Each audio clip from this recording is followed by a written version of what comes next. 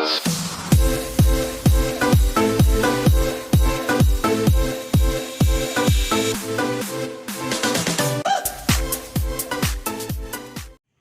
everyone! Mag-iihaw tayo ngayon ng pusit. Tsaka bangus ulit. Ito yung mga niya, mga sangkap. Lalagay ko sa loob ng bangus tsaka ng pusit.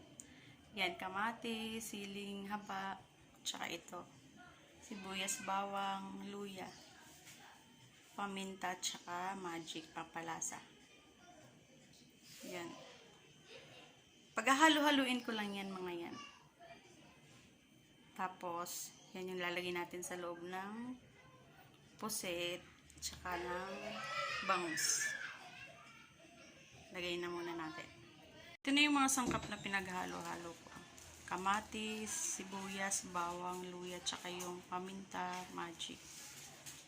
Tapos lalagay na natin yan dito sa loob ng bangus, tsaka dito sa pusit. Bago natin ihawin para malasa. Lagayin muna natin.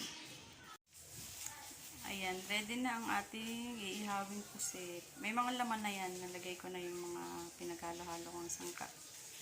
Ito rin yung sa bangus. Mag-iihaw na tayo.